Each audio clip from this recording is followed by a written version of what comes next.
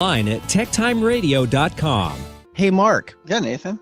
Hey, do you have low energy? Noticing your energy is lower than usual when you go to the gym? Get answers from the comfort of your own home with Let's Get Checked. Ooh, I like that. Low testosterone levels can cause fatigue and low energy levels that are linked to depression. Did you know that testosterone levels in men typically fall about 1% every year after the age 30 or 40? And low testosterone levels can cause fatigue and low energy levels that are linked to depression. Thanks to our sponsor, Let's Get Checked, you're covered. Let's Get Checked is an at-home testing company that makes it easy and confidential to check your hormone levels from the comfort of your home without visiting a clinic or healthcare professional. Here's how Let's Get Checked works. You simply go to their site, order your kit, and it arrives at your door in a small, discreet package. From there, you do a small finger prick and send the sample back to their labs with their prepaid shipping label. In 2 to 5 days, you'll get results, and a Let's Get Checked nurse will be available to discuss your results with you if you'd like their feedback. Once your results are available, they'll be reviewed by a physician and released into your online dashboard. If your results are outside the normal ranges, a member of Let's Get Checked nursing team will contact you to discuss your lab report. Let's Get Checked laboratories are CLIA approved, which is the highest ranking levels of accreditation. The company has performed over 2 million at-home tests. They keep your information and results confidential. Even better, our listeners will get 30% off their entire order with our special code. And of course, it is TechTime. Use the code TechTime at checkout when you visit letsgetchecked.com. Again, that's letsgetchecked.com, and enter the code TechTime at checkout to ensure you and your significant others are staying safe. Hey, Mike. What's up? Hey, with 2022 coming along, guess what? We got some news to announce. What are we going to announce? Well, we are announcing that we are going to be continuing to broaden our show, and we're moving to Kixie 880 AM KIXI? starting January 11th. We are going to be on Tuesdays from 3 to 4 p.m. But don't you fear, because everybody at KKNW will still continue to have our show broadcasting on Saturdays for the 2 hours, and of course, our replay options on Thursday morning. Awesome. We would like to thank Podcorn for sponsoring this episode of TechTime Radio. Explore sponsorship opportunities and start monetizing your podcast by signing up at podcorn.com/podcasters. Let me tell you about Podcorn. Podcorn is an absolute must for any podcaster starting out. Now, when we started out TechTime Radio, we started out in a back office with a couple of mics. We expanded to a studio, and then now, as you can see, we're on the radio and have distribution into other markets. Having the ability to have Podcorn at the start of our podcast would have been a dream come true. Guess what? With Podcorn, you now have the amazing opportunity for podcasts to receive sponsorship, such as host reads, interview segments, and topical discussions. With Podcorn, there's no middleman. Podcasters of all sizes can browse and choose opportunities right on their platform, set their own rates, and collaborate with brands directly without exclusivities. You never give up the rights of your podcast in Podcorn, and they're here to support you everywhere possible. Visit podcorn.com. Again, that's podcorn.com. Podcorn is a true success for those starting their podcast dreams. Coming to you from the shores of the Pacific Northwest, keeping you up to date on technology while enjoying a little whiskey on the side, with leading-edge topics, along with special guests, to navigate technology in a segmented, stylized radio program. The information that will make you go, Pull up a seat, raise a glass with our hosts as we spend the next hour talking about technology for the common person. Welcome to TechTime Radio with Nathan Mumm. You're on there, buddy. I am. Welcome to Tech Time with Nathan Mumm, the show that makes you go, Technology News of the Week, the show for the common everyday person with insightful segments on subjects weeks ahead of the mainstream media. I'm Nathan Mumm, and welcome to our show. We live stream during our show on YouTube, Twitch TV, Twitter, and Facebook, so visit us on techtimeradio.com to watch our live streams, keep up to date on information, and see how we rate our whiskey pick of the day. All right, Tech Time is a weekly, hourly technology show that talks about current technology in a simple format without having to geek out. Where do you go for all of your Tech Time information? Well, of course, you visit www.techtimeradio.com, and so you can watch our live streams, sign up for our newsletters, and watch archived episodes that we have and additional special segments. Or you can click on our Be Our Caller to ask any technology question on the show or engage Beer us. caller. What's that? You say beer caller. No, I didn't say beer caller. I said just caller. Be a caller to ask any of our technology questions that you would like. Or you can always hit us in Twitter space by going to twitter.com/TechTime Radio or just tweet us at #TechTime Radio. Now, Mr. Gourdet, let's get ready to start our show. Now on today's show. All right, today on Tech Time with Nathan Mumm, it's a beginning of a new year still, and we're really excited to make a special announcement we talked about last week. Okay. All right, so on January 11th, we're expanding our show to Kixie AM 880 as our new home of Tech Time with Nathan Mumm. We will be airing from 3 to 4 p.m. live on Tuesdays, but don't worry, we will still be here on KKNW, 11:50 a.m. Saturdays 4 to 6, and Thursday mornings from 6 to 7 a.m. Now, today on the show, with CES, the Consumer Electronics Show from Vegas over, we have some great things to talk about, and we're going to be looking at some of the most bizarre items that we found at CES. All right. And this is going to take us a little while. Is it going to be more bizarre than an actual CES? Well, it will be. We're going to be talking just about how bizarre CES was this year, too. We have a drone that helped save a man from a cardiac arrest. And forget Spider-Man, Sony is now looking to build electric cars for its next big hit. Plus, sit back, raise a glass, and welcome to Tech Time Radio with Nathan Mumm. Now, Mr. Gourdet, it's always time to start our show with our loaded question of the week brought to us by Elderberry Boost. Get your Elderberry Boost today at elderberry-boost.com. Here we go. Our loaded question of the day is, what is your favorite family tradition and why? Christmas. Oh, you like Chris? Okay, and why is that? Because it's not Thanksgiving. Okay. Are you an anti-Thanksgiving guy? No, not really. But the whole story about Thanksgiving is everybody that you don't like gets together to eat, and then Christmas is the good stuff. The good stuff? See, Yeah. That's why 4th of July is my favorite holiday, because that's like in the middle of summer.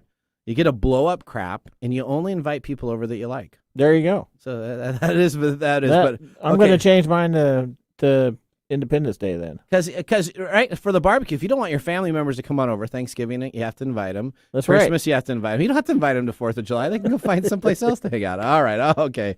Well, that was our loaded question of the week. Mike, now we have our whiskey tasting during our commercials. We're going to see if our whiskey gets selected as 0, 1, or 2 thumbs up for our pick of the day. Make sure you guys listen all the way through to see if there's any interesting facts that will make you go, on our whiskey, because today's whiskey is going to be an interesting one that we'll talk about. Where I found it on the shelves at Wines and More. It was next to one of your favorite whiskeys of all time, Canadian Mist. Yeah. So this is going to be very exciting to find this. The All right. maple leaf is a dead giveaway there. What's that? The maple Yeah, leaf? the Maple leaf. And the plastic bottle and plastic top. That says quality from the get-go, doesn't it? Yeah, that's all about quality right there. All right. Well, let's get our episode started with our first segment, which we call Top Stories in the First 5 Minutes. This brings you the top technology stories everyone will be talking about for weeks to come within the first 5 minutes of the show. What's happening in the world of technology? This is our top stories in the first 5 minutes. All right, story number 1, CES, the Consumer Electronics Show. Was it too soon, or was it just in time to come on back for large trade shows? You know what? Let's go right now to our correspondent in Las Vegas that kind of wrapped up what we had in the Vegas show. CES is now wrapped up. Some of the topics in sessions: gaming business models, regulating crypto, and the future of space exploration. Other sessions focused on personal health and wellness and how food and cooking will change in the future, ending one day early. That's right. It Yeah, is done. check that. That was the only thing she said. It ended one day early. Well, no, there was a bunch. There was flying cars that were there. There was tons of health stuff, and we're going to kind of get into a little bit of a debrief here about what CES normally is like and what ended up happening this time. So we talked about last week that there were many exhibitors that pulled out. tech buyers that did not show up, reporters that decided not to come, and widespread flight cancellations due to terrible weather in many parts of the country. Yes, I was affected by that. You were affected by that. You were in Canada and you tried to come back Tried to come into the States, and my flight got canceled a couple times and so that delayed a whole bunch of times. That probably didn't help out. Now, it ended a day early, so normally it goes until Saturday. And then what ends up happening is people stay Saturday, then they normally have a Sunday relaxed day, and they leave midday Sunday. So the hotels get that Saturday night, they get that Sunday night booking. But what ended up happening is since it closed Friday, people were leaving the exhibits as soon as they could, and they were leaving midday Friday and not staying through the holiday weekend. So all these hotel blocks were completely open.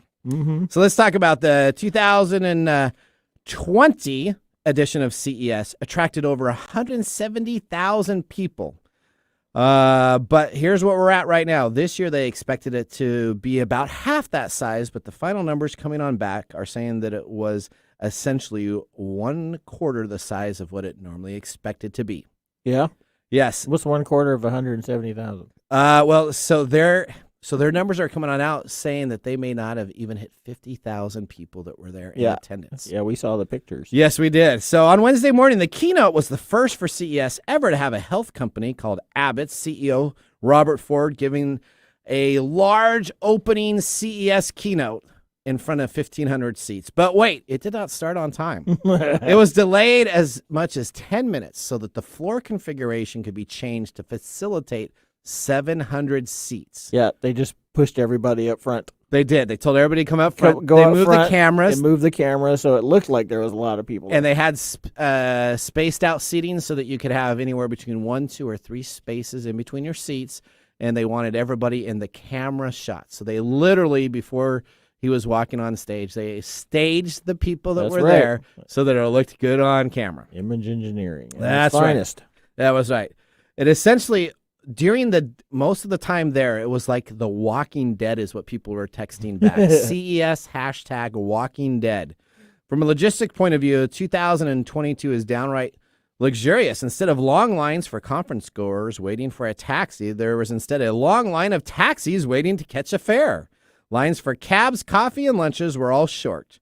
There is no sign of a large show convention for 2022. That would have been the best convention to go to. That's what they're saying. It seems people are not willing to risk large group events currently at this time. Gene Foster, the CTA's Senior Vice President of Marketing, that's the marketing for this trade show, the company that runs CES, said that the organization expected between 50,000 and 750,000 attendees to flock to Las Vegas this week. But it seems that they have an unrealistic goal with about 60% of that in the actual floor attendance. CES 2022 is considered to be not a failure in that they were able to continue on and still have a convention, but they do not believe that they will be profitable and will need to make up the difference over the next 2 to 3 years in conventions. So people are not coming back to large-scale events. Yet. So is there going to be? We talked about this in our prediction show. Are people going to go back to trade shows? And I think you said that you think it's probably a year out still. Is that what you think? And eventually people will start going back out again, but not yet. Not yet. Not yet. So obviously, it was. I don't even need to predict anything because there it is right there. There it is, and this is a big deal. There was a lot of great. You know what? There was a lot of expertise on how to do virtual because they did all CES virtually the previous year. Right. So it was very interesting that people realized that there wasn't a lot of exhibitors there. So it flooded all of the marketing aspects that they could, email aspects. And for our show, the best of the best for CES that we're going to be putting together, we got a lot of great people that reached out to us instead of we having to reach out to them because they knew that their marketing and their open eyes were not as large as they thought they would be being at the convention itself. Yeah, that's sort of the bummer because it would have been a nice time to go because there wasn't a lot of people. But at the same time, when there's not a lot of people, it's tough to go.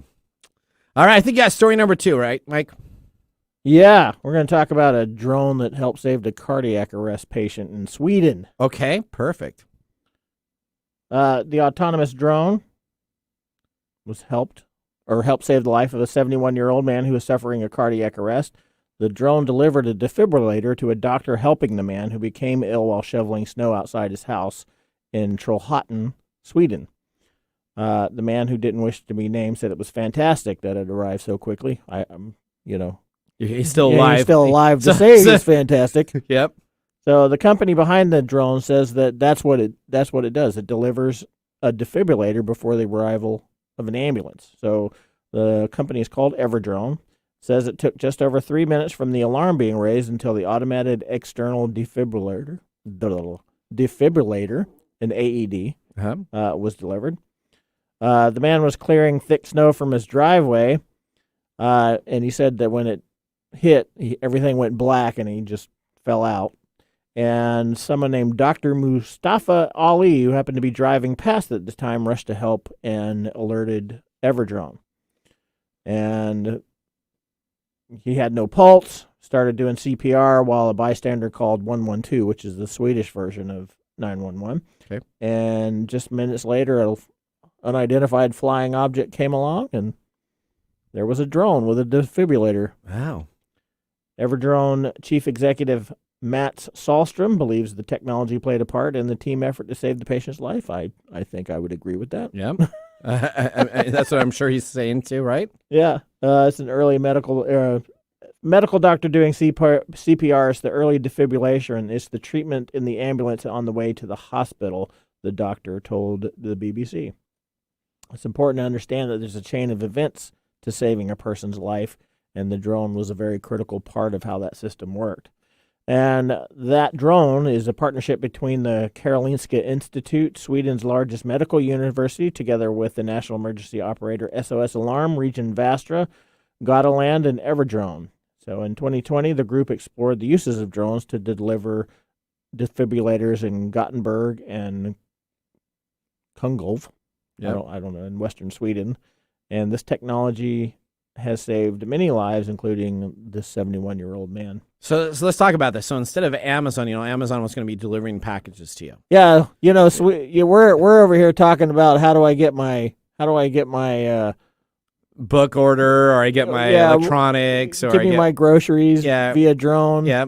Sweden's over there going, maybe we should send out health-saving things and drones and save people's lives. So this is really kind of cool. So the ambulance was called, right? So the ambulance was called when this guy had it. Right. They called essentially their 911 service. Mm-hmm. But as a part of their service, they have drones, so they knew where this man was located by the address of the individual call. The drone comes on out there, drops the information that's available, because you don't have one of these defibrillators in everybody's house. Not everybody would have one of these, and so it's a life-saving medical process. The ambulance would have had it, but it was 3 to 5 minutes away. That would have taken longer to get there. So he gets it delivered immediately, no issues. He gets up and going, and then he waits till the ambulance gets there, and he can be transported, and it saves his life. Yeah. So that is a good use of technology. That's a good use of technology. Taking pictures of your neighbor's cat.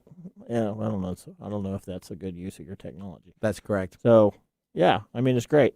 All right, story number 3. Sony looks to electric cars for its next big hit. Japan Sony's Group Corp plans to launch a company this spring to examine entering the electrical vehicle market, looking to harness its strength in entertainment and sensors to play a big role in the next generation of mobility. The new company, Sony Mobility Inc., comes as the Japanese tech giant is exploring a commercial launch of electric vehicles. Sony chairman and president said to the news ahead of CES that this technology is going to be available for everyone. With our image and sensoring cloud and 5G, the entertainment technologies combined with our content mastery, we believe Sony is well positioned as a creative entertainment company to redefine mobility, he said. Although it was once dominant position in the consumer electronic markets, with Asian rivals such as South Korea's Samsung Electronic Company, Sony has an arsenal of sophisticated technology in its background that is allowing sensors for critical items for autonomous driving. He said the company saw mobility as an entertainment space where passengers could choose individual entertainment options and use 5G internet connection while having to being driven by the drone autonomously. So you get to play Call of Duty in this new SUV as you drive to work. So what do you think about that? So Sony is talking about a self-driving Yes, autonomous car. correct. So- So like the Jetsons, well, even the Jetsons had a little stick to drive. Yeah. So it would be kind of like know- Westworld, in the future I'm Westworld. where still, we talked about we've talked about self-driving cars. Yep. I'm not sure that me playing Call of Duty while being carted around in a self-driving car is a good thing. You don't think so? No. No. I mean, I guess I would be excited to be playing Call of Duty while I wreck into something because the car can't tell what's under the snow the snow or anything or of that. whatever. Yeah, I find it interesting. Sony must have a lot of. They must have a lot of money to burn to be looking to get into this type of a business. It's not really a big surprise that somebody finally came out and said, "Hey, let's do a party bus that nobody drives." That's exactly what it is, isn't it? Yeah. Without the chauffeur, That's so you right. don't have to worry about it, right? That's right. And the next thing, it'll be like there's a party bus in Seattle that's all about smoking pot. So so then you'll have that's the new one. You smoke pot. you'll while have a you're- 420 version of the yeah, autonomous vehicle. that's right. You just- 420 autonomy. Yeah, there we go. There we go. We should get that website now, shouldn't we? Yeah, All right. we might want to do that. All right, Mike, our time is up as we got through our top stories. If you want to learn more about these, please visit us online at www.techtimeradio.com and click on our episode section or blogs to get more details on these stories. Now it's time for us to get ready to taste our whiskey during this break. But up next, we have our Technology Insider segment with our review of what CES, the largest technology trade show, will be showing in the items that are not the best to purchase. So these are the weirdest items that we have available. So we're going to take a commercial break. When we come on back, we are going to start that segment, and it's going to be very, very entertaining. Hey, Mike. What's up? Hey, with 2022 coming along, guess what? We got some news to announce. What are we going to announce? Well, we are announcing that we are going to be continuing to broaden our show, and we're moving to Kixie 880 AM KIXI? starting January 11th. We are going to be on Tuesdays from 3 to 4 p.m. But don't you fear, because everybody at KKNW will still continue to have our show broadcasting on Saturdays for the 2 hours, and of course, our replay options on Thursday morning. Awesome.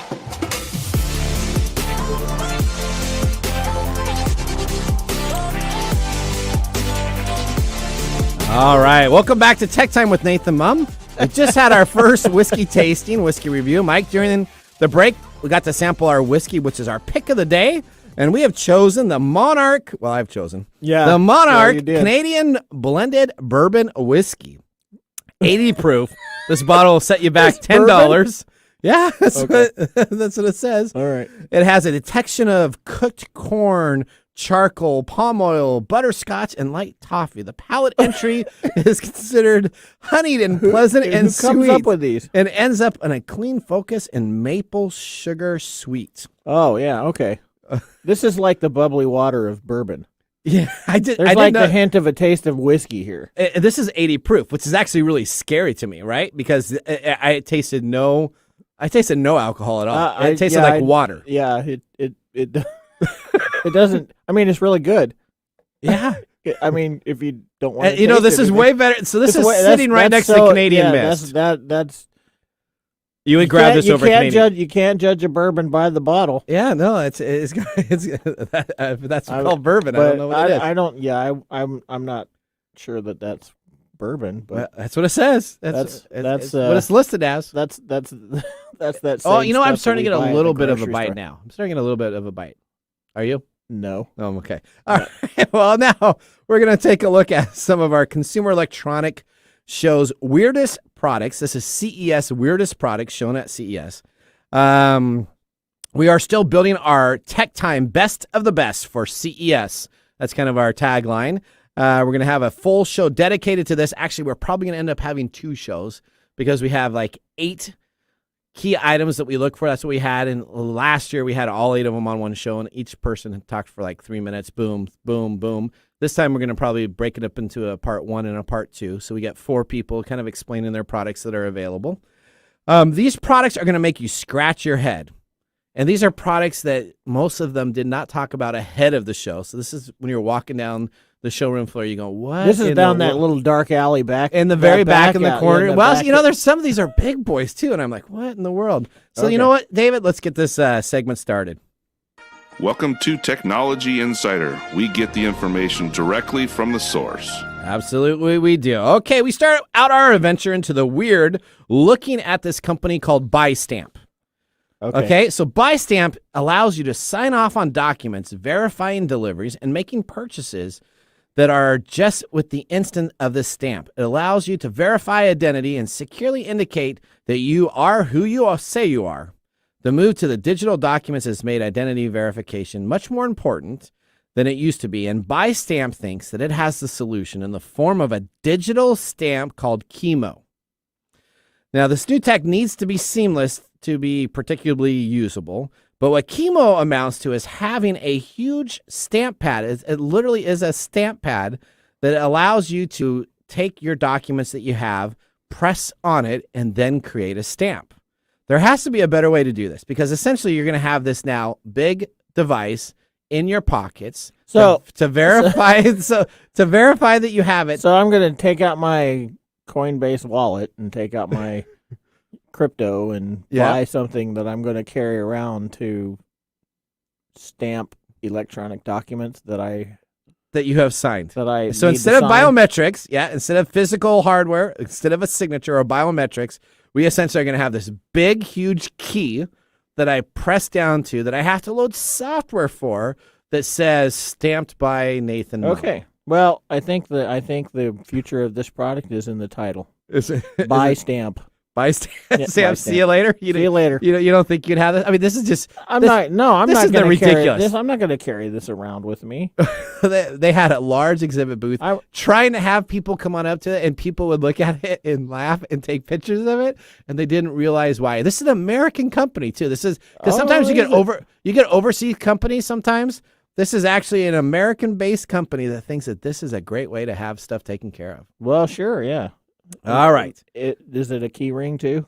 Well, I mean, the thing's big. I mean, it's like a. I know. I'm looking at the picture. You remember a big stamp that you used to have? Yeah, I have those at my work because I You have to do signatures and verify stuff, and it's exactly but it's a digital version that you can keep in your pocket. I can't wait to rush out and get that one. See, we can all have our digital stamp. So what happens if the digital stamp gets stolen? Does it come with? It comes with a huge keychain, so you can put it over your neck. Oh, that's awesome! So you can be like gangster version of the deal. Look at David. Look at David. He's got some chains hanging out. He's got some stuff going. He's going to be all over BuyStamp. It up over there. That's right. All right. Okay. Are you ready for the next product? Yeah, let's go with the. Here we go. BuyStamp. Okay, BuyStamp. Probably not a good idea, right? Yeah. So Kohler's perfect fill bathtub technology. So Kohler's like a huge name for bath, right? Yeah. So here's the question. Have you ever reached over to turn on your bathtub faucet and thought, this is way too much work? Every time. This is way too much. If I only had an app on my phone that was able for me to touch a button to fill up my bathtub, then life would be complete. Oh, I have to take my phone into the bathtub. See, well, you got to take your phone in there to start it. So then you start. It doesn't have like sensors that tells you it's too high or too low. This is just because you can't put your hand on the faucet and turn right or left, or however, or even if you have like the multi-deal where you have the one faucet. Use your foot. So this is really kind of making it so that, you know what, it's pretty tough to turn on a faucet. I understand. So Perfect Fill is a system that's being advertised by Kohler that promises to fill a bathtub to the perfect temperature, all without lifting a finger. I still have to open the app on my phone. Yeah. I have to make sure my phone is not wet. Yes. So that means I have to dry my hands. Yes, but it's marketed as the ultimate relaxation.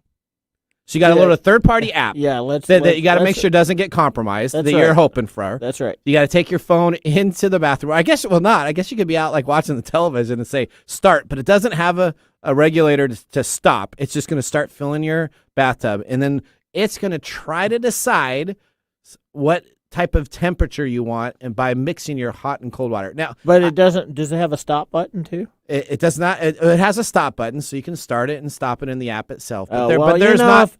If I'm having a rough day at work, yeah, and you want to come home, and I want to come home to a nice hot bath, click. You could just on your way. I could do that. Yeah, but I better be You better better what be- if you forgot? You I get a better phone be- call, yeah, I and better- you forget that you have that filling up, and you come home. And have you ever seen like that Geico commercial where they have this huge swimming pool and Yeah. people are jumping up and down and it's leaking? If you don't know what you're doing, guess what? You're gonna have a little I can't- overflow. Yeah, I think I would get that over the buy stamp, but hey, Okay.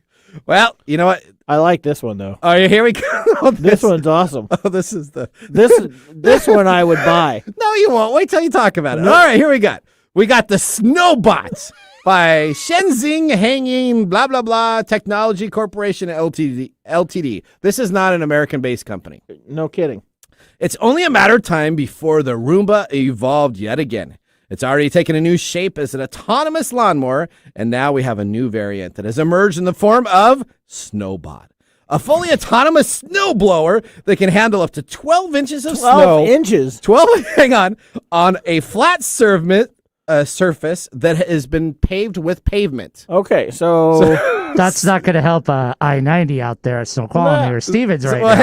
hang on. So it's 12 inches of snow on a flat surface with pavement. Now, everybody's house, when I go out to Yours my back, doesn't. well, no, I don't know anybody that has their house all flat with pavement. Mine's You have grass. You have grass. Mine's paved. My driveway's paved, Yep. but it's not flat.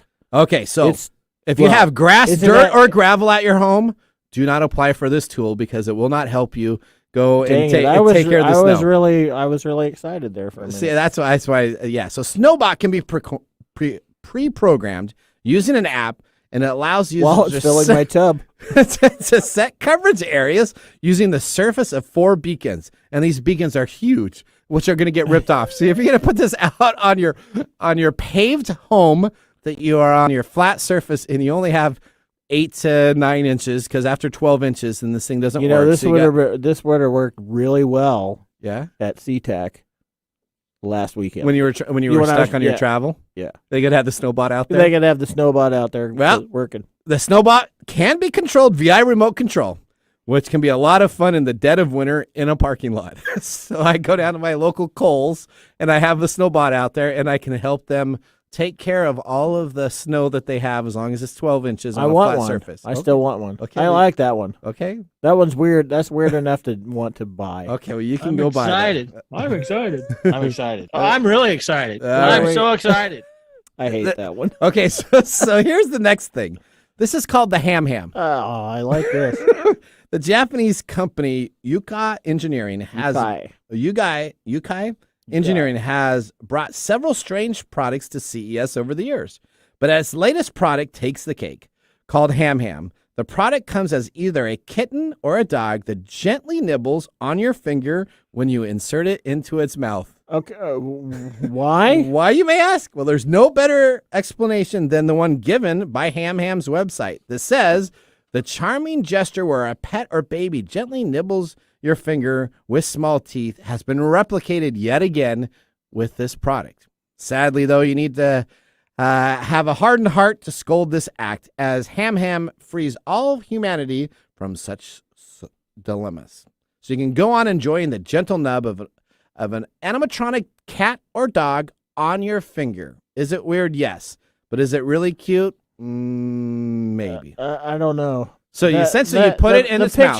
The picture makes it seem like the Hummmm is not really excited about nibbling on your finger. It doesn't really have a smile either. You No, notice that? it looks pretty disgusted by the whole thing. So I don't know. So you put your finger in its mouth and it just nibbles on your hand. Yeah. Yeah. That's all I can say about that one. I would get it and like put a carrot or something. Something in it? Yeah, I don't Let's get see it. what that looks like. All right. Well, here we go. 'Cause Okay. we're gonna do this one, and then we're gonna need to take a break. Here we go with the Essence My Shield. All right. So security expert systems are pretty cool, but all of them lack the ability to smoke intruders out of your home, like a gopher under a greenhouse effect. It's a security smoke screen. Hang on, don't blow it now. The Essence My Shield doesn't lack that ability, nor does it lack a camera or two-way microphone speaker, so you can yell at the intruder as you unleash the My Shield smoke screen on him, which can reportedly fill a room in less than 30 seconds. The smoke is harmless, so it leaves your supervillain dreaming at the door in the My Shield room with nothing other than smoke around them. They do not plan to make a stronger order or even add pepper spray, as others have That's because that's illegal. Okay, to attack the intruder. But if you want to make a room filled with smoke, this is your device. They have many patents pending, and I'm sure people are just looking around to have a smoke screen to scare that jealous intruder. No. So it does smoke at you.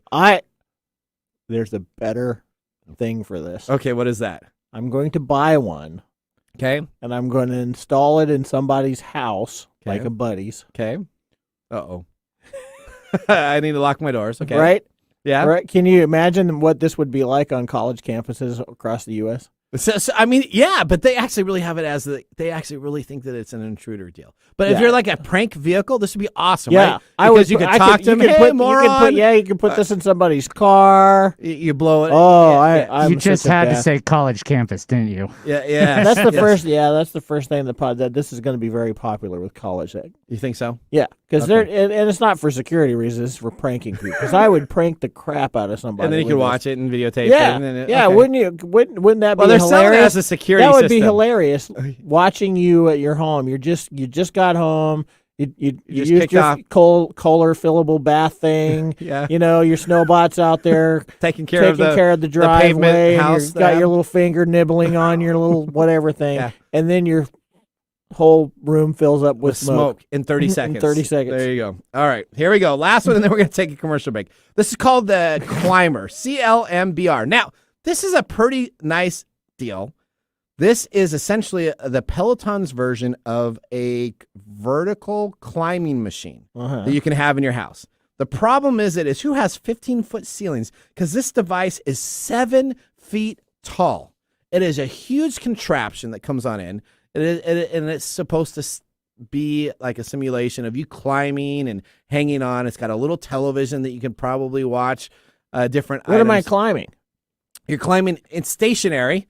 Or you're watching a little video, but the thing is this is a 7-foot metal contraption that is 7 feet tall. It's 4 feet wide and 4 feet in length. So this is like a huge device. They showed a couple pictures of people, and they had these vaulted ceilings for their workout rooms. And I don't know who has a workout room and a vaulted ceiling. I must be a different type of person, because that's like the spare bedroom becomes like the workout type of deal. Yeah. There's no way I could even get this through any of my doors at my house. It would literally. But what am I doing? Am I climbing up like Spiderman?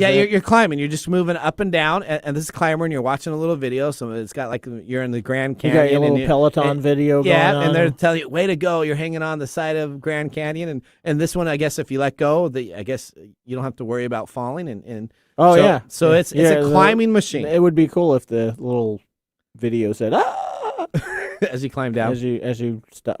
So a nice idea. I don't understand. Is it really? Well, I don't know. Now, the Peloton thing, I get. I totally get the that. Thing that nibbles on your finger is a little bit better than trying to put a 7-foot climber in your house. You could just get a row machine for half that size. All right. Well, you know what? Just stick with Peloton. There you go, because they have the market. We're going to take a commercial break, but guess what? We have more of the weird and crazy items from CES when we get on back, so don't you worry. We're going to now take a break, and when we do that, we're going to be having some of our beautiful whiskey. So, David, let's do our commercial break now, and we'll see you guys after this. Hey, Mike. What's up? Hey, with 2022 coming along, guess what? We got some news to announce. What are we going to announce? Well, we are announcing that we are going to be continuing to broaden our show, and we're moving to Kixie 880 AM KIXI starting January 11th. We are going to be on Tuesdays from 3 to 4 p.m. But don't you fear, because everybody at KKNW will still continue to have our show broadcasting on Saturdays for the 2 hours, and of course our replay options on Thursday morning. Awesome. Hey, Mike. Yeah, what's going on? Hey, have you heard of Unidragon? Are you serious? Of course I know who Unidragon is. That's the puzzle dude. The true wooden puzzle company that you can get for all of your holiday shopping. Get the owl. If you could have one puzzle underneath the tree for Christmas or the holiday season, what would it be, Mike? It would be a Unidragon puzzle. That's right. And which Unidragon puzzle would it be for your household? The owl. Only get your true puzzle from Unidragon.com. They're the best, and they're the world's leader in wooden puzzles. Tech Time listeners, use promo code DRAGONTECH. Again, that's DRAGONTECH for a 10% discount code. Now's the time to go to Unidragon.com. Again, that's Unidragon.com. Don't be fooled by other imitation puzzle makers. Only get your true puzzle from Unidragon.com. They're the best, and they're the world's leader in wooden puzzles. They're no longer 3 sizes, Mike. Guess how many there are now? They're 4 sizes. That's right. They're 4 sizes. Make sure to visit techtimeradio.com/sponsors and click on the Order Now button to go directly to Unidragon. Our number one sponsor says thank you. All right. Welcome back to Tech Time with Nathan Mumm. Mike, how's that whiskey tasting? Interestingly enough, it's pretty good. It really is. It tastes like nothing, but it's definitely not a bourbon taste. It's not a bourbon taste? But it's actually good. It's actually good, isn't it? I guess because it doesn't have a taste. It doesn't really have a taste, but it's kind of like vodka. Yeah, it is. It's like a vodka version of whiskey. Maybe that's it. It's the vodka version of bourbon. Of bourbon? Yeah. You know what, though? I could like sip it. this. This is right next to Canadian Miss. Yeah. So, in the Canadian blended whiskey market, this one's pretty good. It is? All right. Okay. Well, from CES, I want to talk about something that was actually really cool. So we're going to go back to weird stuff, but this is something very cool. Okay. All right. Do you have problems snoring? Yeah, I get told that all the time. Okay. So what if I told you there's actually this device that was really cool? It's called a Smart Pillow by Zerma. Now, there was a bunch of smart pillows at CES all over, and some of them were like essentially... I don't want a smart pillow. Well, hang on. Listen to it. What it does is it adjusts the pillow height to suit you. So when you start to snore, it will increase your pillow size so that your head can get propped up. It's got a sensor in that, so it can tell you if you're sleeping well, if you're not sleeping well. And it can then say, okay, I'll stop the snoring by opening up your nasal passage with that increased elevation of your pillow. Sure, that wouldn't work in my house. It wouldn't work in your house? No. Why wouldn't that work? Because I grab my pillow in a headlock. When you sleep? And I sleep on my side. Oh, okay. So, this is assuming it's assuming that you sleep kind of on your back. I guess is what it would do. Well, the AI detects you snoring. It will automatically increase the pillow's height. No need to wear a special device. Just lie down on the pillow. Is it an airbag for your pillow? But it is. It's the airbag for your pillow. So if you I need a pillow with an airbag because that's the way I sleep. All right. Well, and that was actually something that was of interest. We may actually try to get one of them on to kind of explain what it does. All right. All right. Here's the next thing we got. Okay, let's get back to the strange and weird things from CES 2022. Okay. All right. All the pet lovers out there are going to be mad at me for this. So I'll just tell you, we're starting here. It's called the Cpap weighing bowl. It's important to keep your pet's food balanced. Too much and a dog can go overweight. Too little and it could be nourished. For the most part, feeding a dog is simple. You measure out a couple cups of food in the morning and the evening, and there you go. You put it in and it's happy. But if you wanted to go through greater lengths, such as weighing your dog's food, you could absolutely do that with the Cpap bowl that you can buy and you can put in place because it has a built-in scale. Or you know what? You could just use your kitchen scale or any other scale that you have to measure the stuff out and save yourself $30. This is stupid. The bowl will cost you about $30 to have the active monitoring to weigh your food. Now, if you want an activity monitor for your dog, they have these activity monitors that have very little information they tell you, but it tells you your dog's either smiling or your dog's frowning. You put this collar on them, and is this the next one? We're off. No, it's the same company.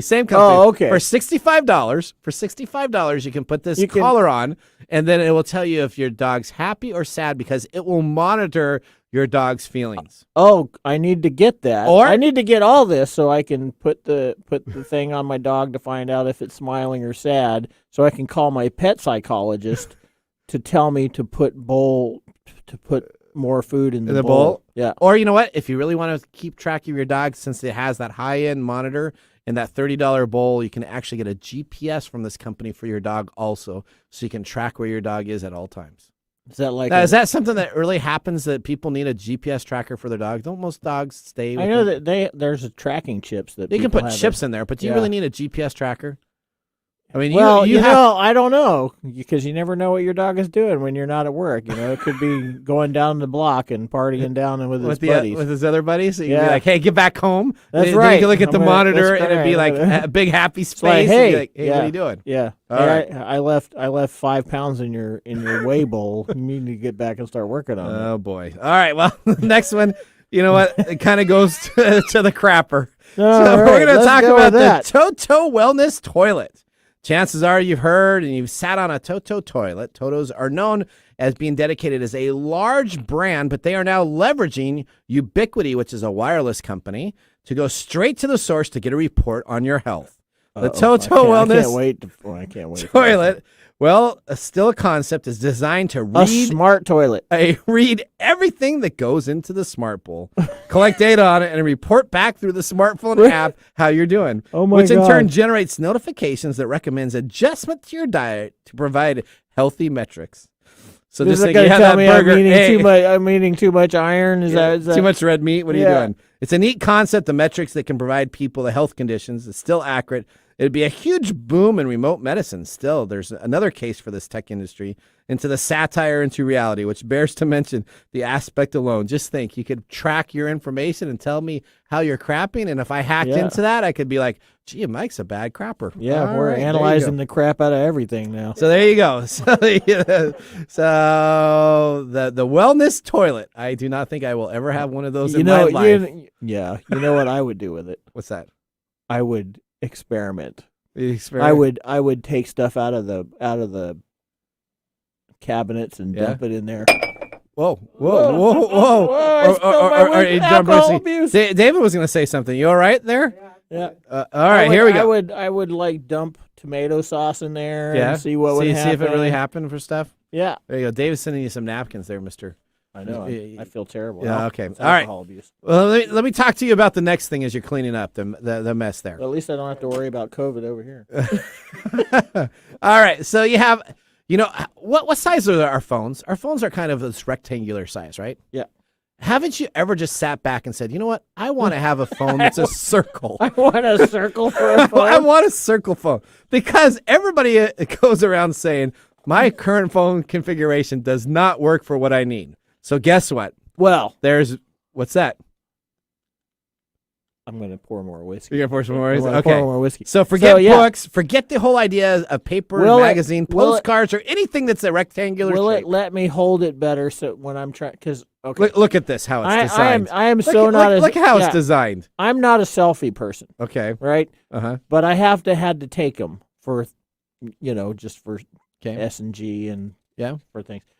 And holding the phone, trying to take. Have you ever looked at people who are holding their phone taking selfies? Yes, some people. They got the fingers. They got the fingers. Some people get really good. They got the That's why that selfie stick was created. Even though it looks really stupid. It's stupid, but it actually allows you to do that. So now I'm looking at the picture too, and I'm trying to figure out where I would actually put this in my pocket. But if it would help me hold my phone better while I'm trying to take a selfie on the rim of the Grand Canyon. Okay.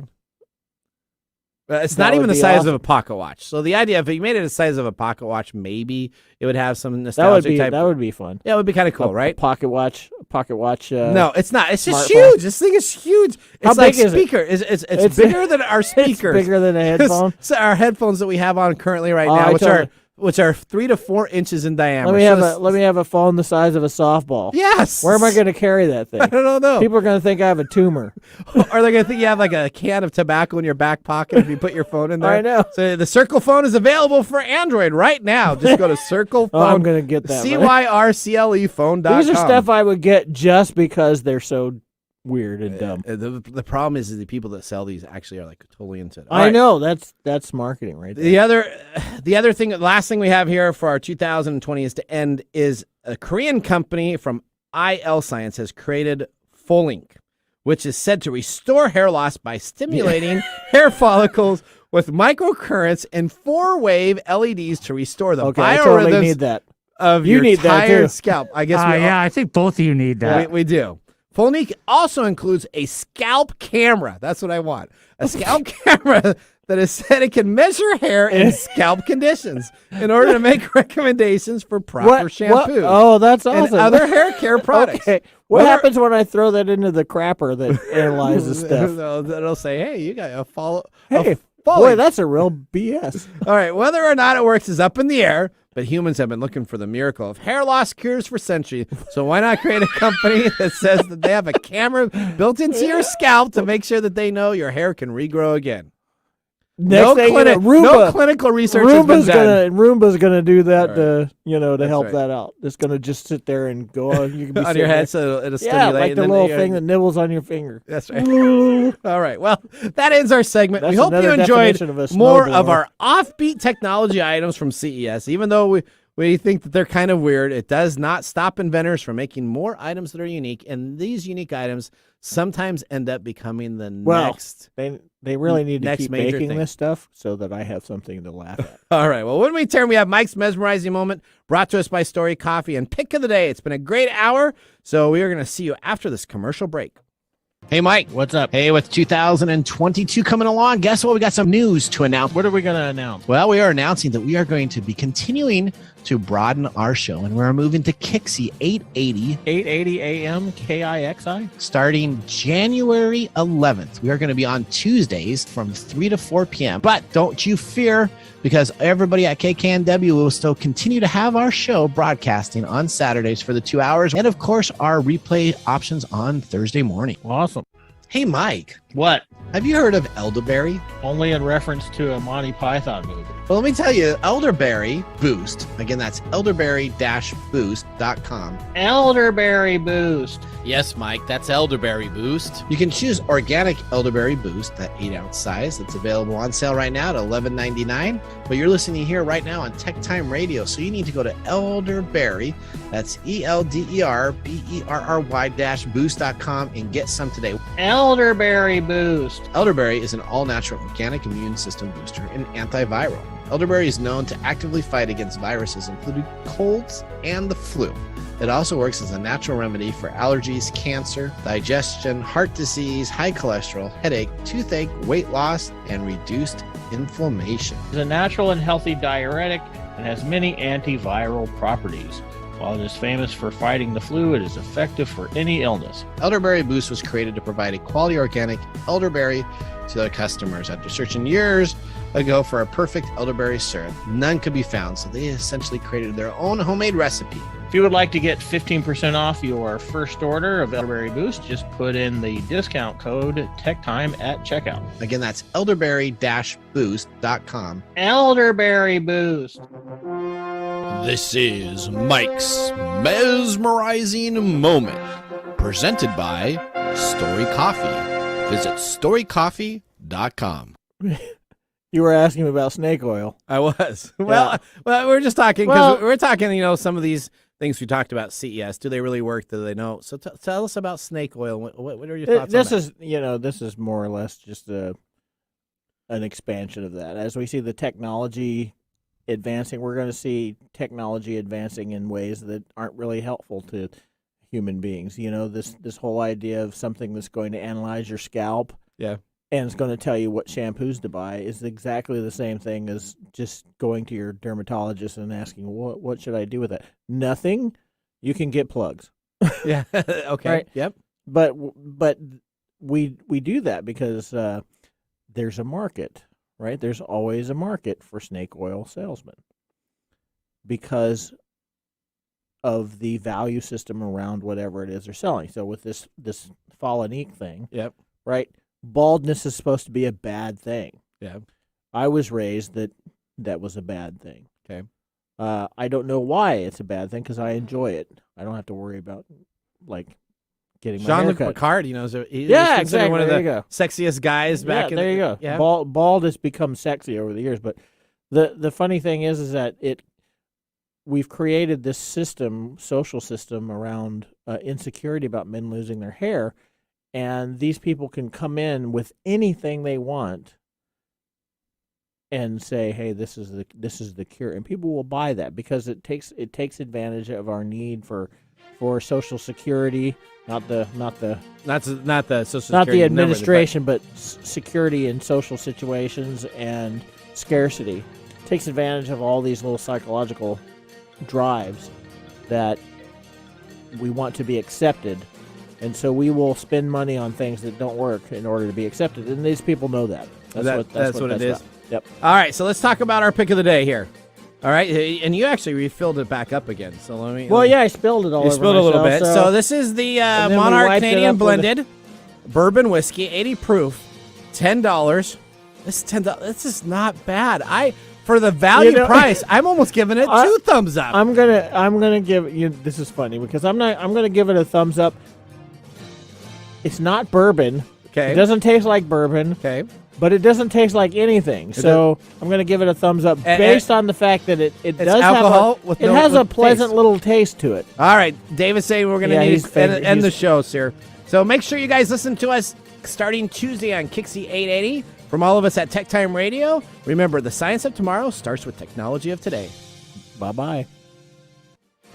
Thanks for joining us on TechTime Radio. We hope that you had a chance to have that moment today in technology.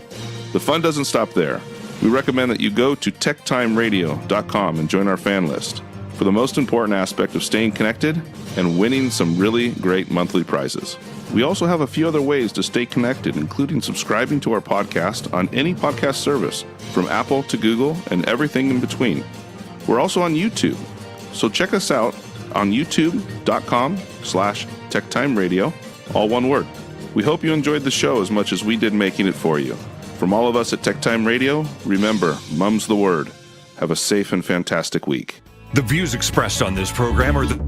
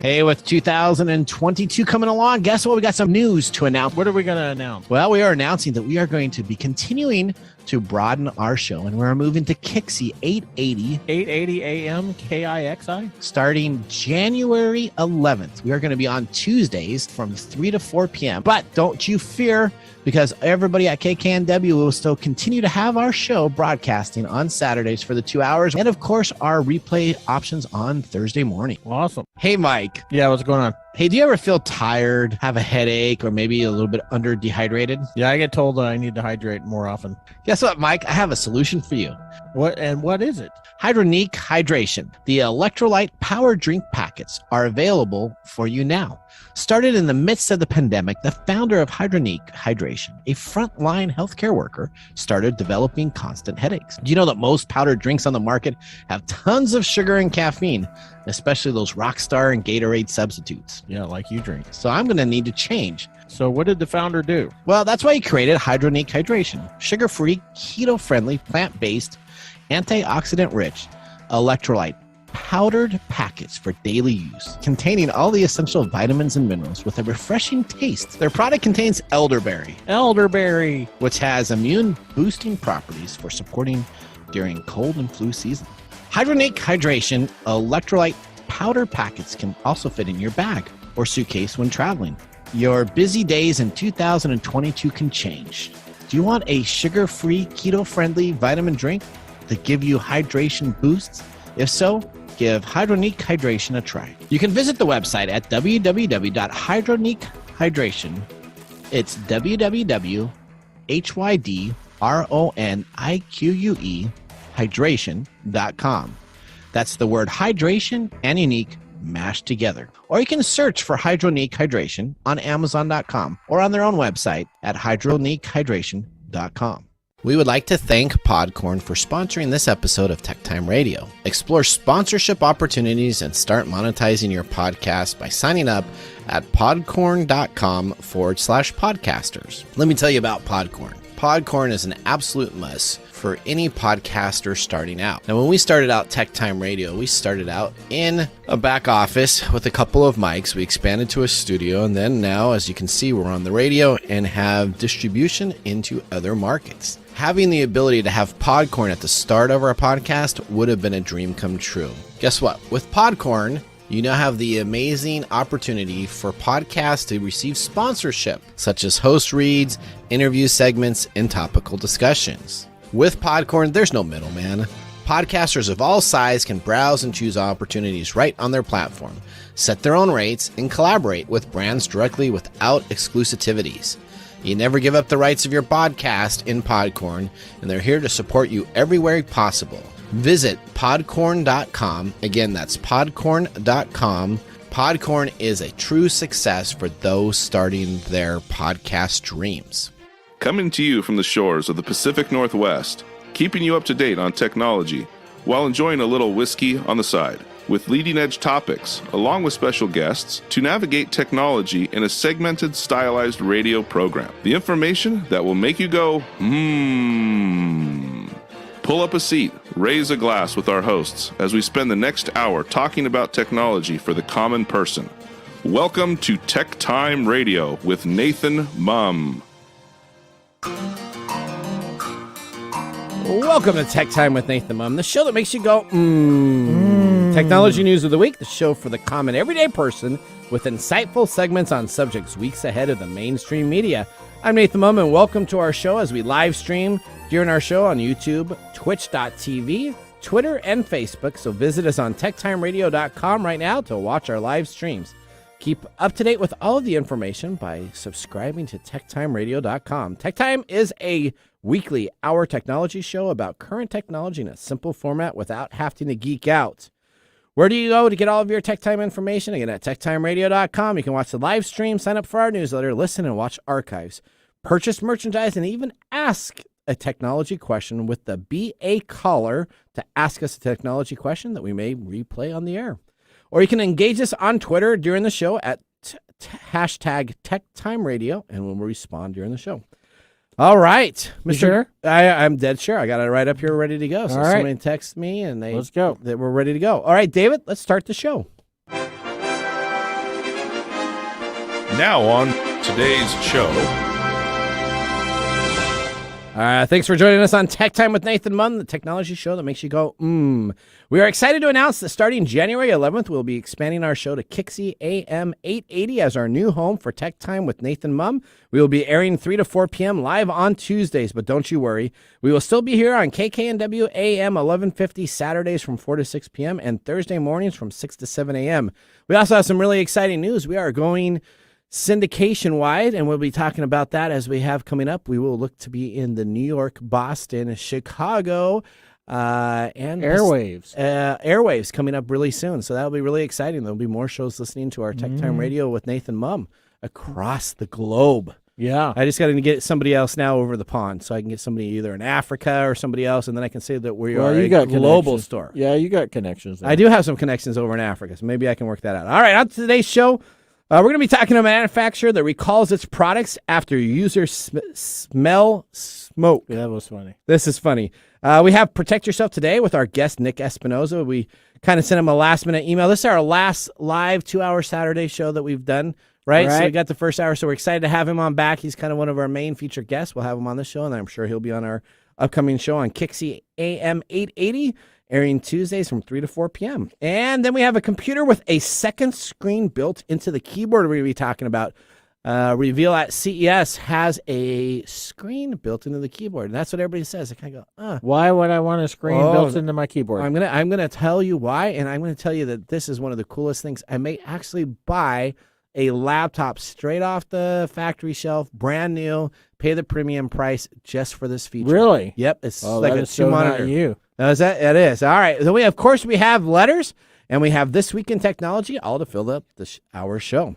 All right. It's time to welcome Mike Corday and our engineer, David Brown, to the show. We're going to start with our loaded question of the day, brought to you by Elderberry Boost. Get your Elderberry Boost at elderberry-boost.com. And our question is, what is the best year of your life so far?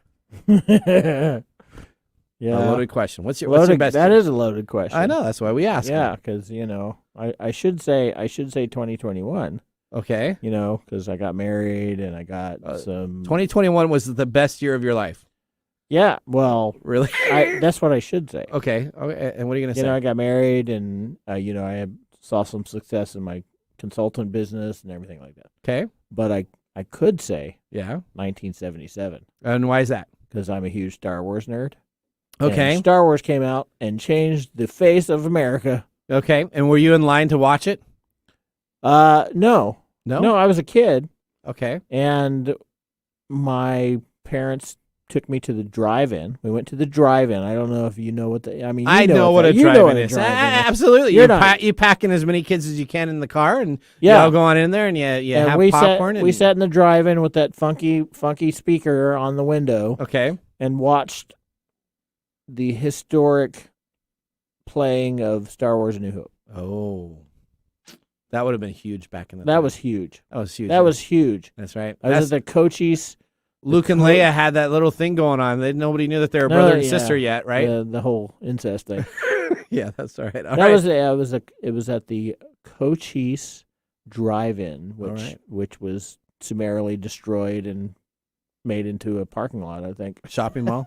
Something like that. Maybe one of the Snowbots could work there. And that was in Arizona, though. Okay. There's no Snowbots there. All right, David, There's no Snowbots.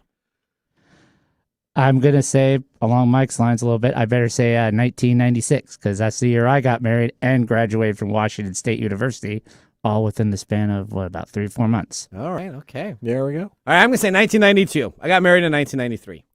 1992. Yeah.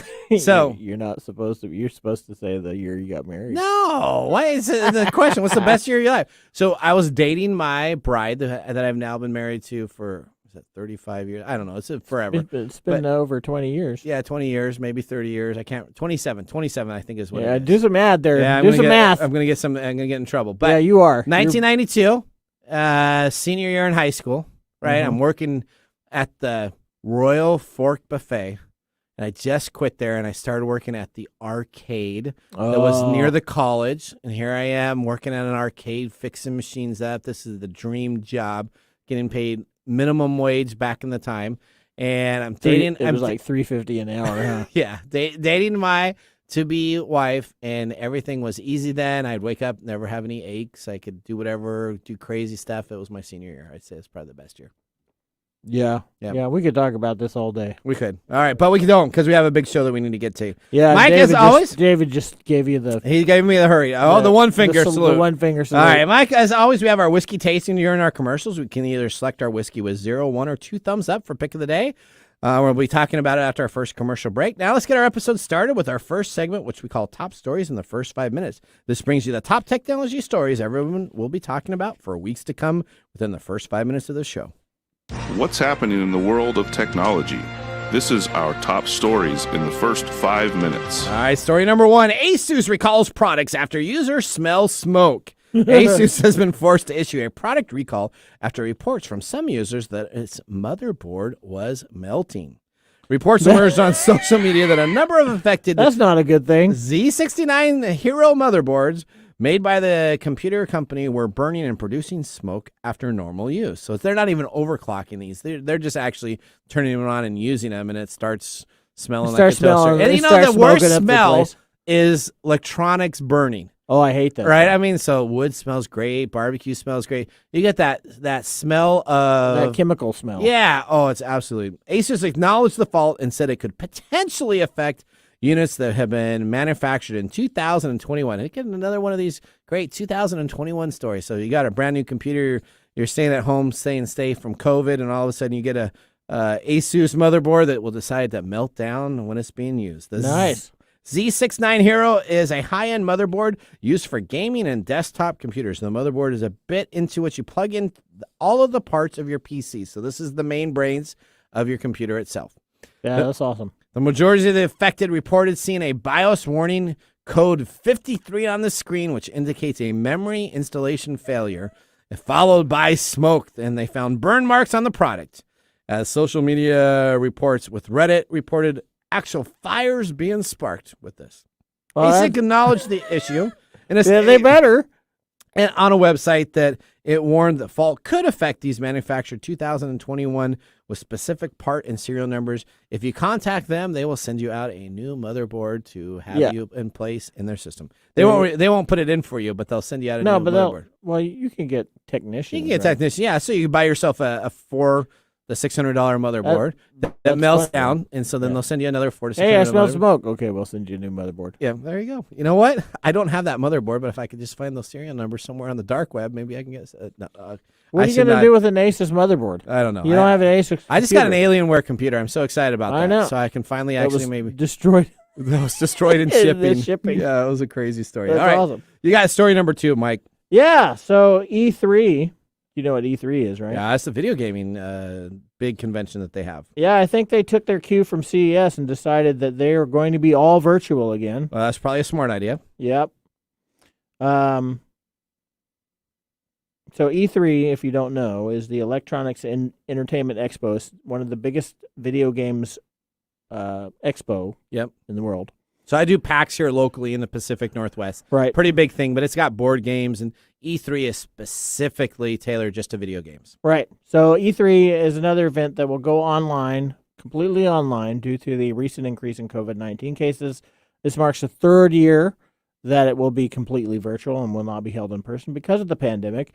The Entertainment Software Association, which is the company that puts on the gaming event, confirmed that in a statement released on Thursday that the show will again go virtual. And I can't help but thinking that maybe CES had something to do with that because of all the people that pulled out of that. And we talked about that, right? So in our previous episode, we talked about all the vendors that weren't there. We talked about that only a quarter of the people showed up to CES.